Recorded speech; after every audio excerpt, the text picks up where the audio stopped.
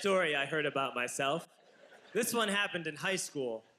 We had this teacher in high school whose kid went to our high school. His name was Mr. McNamara, and his son, Jake McNamara, went to our high school. He was a sophomore when I was a senior, so he was 2 years behind me.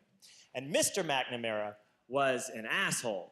And one weekend, he and his wife decided to leave town, which you should never do if you're an asshole. And Jake McNamara decided to throw a party at the teacher's house. Hooray! And everyone around town heard about it, and we all got up individually and thought, okay, let's go over there and destroy the place. I walked into this party. Everyone I had ever met was there, and everyone was drinking like it was the end of the world. People were drinking like it was the Civil War and a doctor was coming to saw our legs off. It was totally unsupervised. We were like dogs without horses. We were running wild. I walked down to the basement. They had a pool table in the basement. One dude took a running start and threw his body onto the pool table and broke it in half. Another kid found out which room was Mr. McNamara's and went upstairs and took a shit on his computer.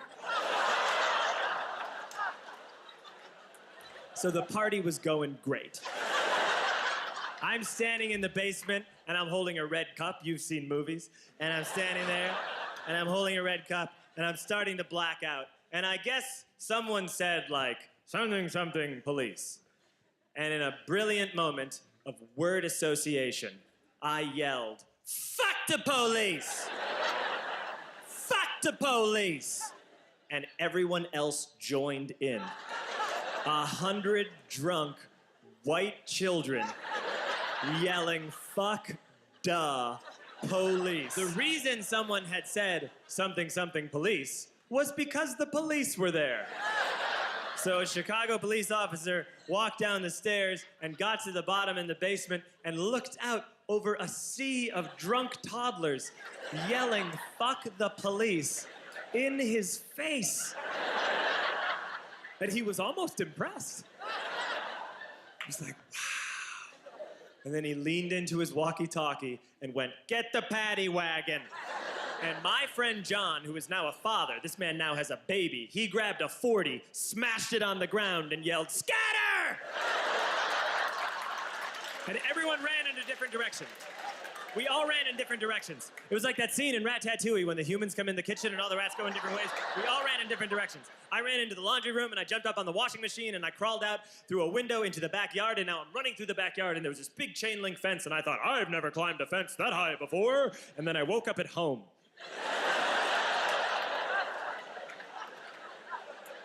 On Monday, I went to school because that's what we did back then. And I'm walking into the school building, and who do I see but Jake McNamara? And he says to me, hey, were you at my party on Saturday? And I said, no. You know, like a liar. And he said things got really out of hand. Someone broke the pool table. Someone took a shit on my dad's computer.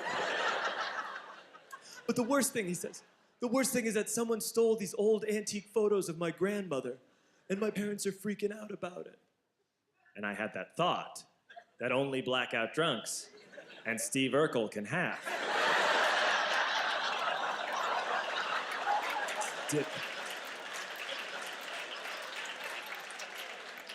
Did I do that? I figured, no, I wouldn't have done that. But I was never sure until 2 years later. Relax. I'm playing video games with this kid named Alex that we also went to high school with. 2 years later, we've graduated by now. We're playing video games for a couple hours. And then Alex says to me, hey, come here, I want to show you something. And he takes me into his bedroom, and then he takes me into a side room off of his bedroom. Never a good thing to have. And he shows me a tiny room that is covered wall to wall in stolen antique photos from different people's parties over the years.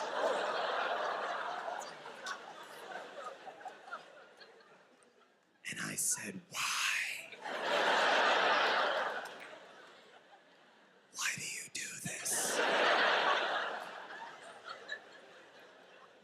And And Alex said, because it's the one thing you can't replace.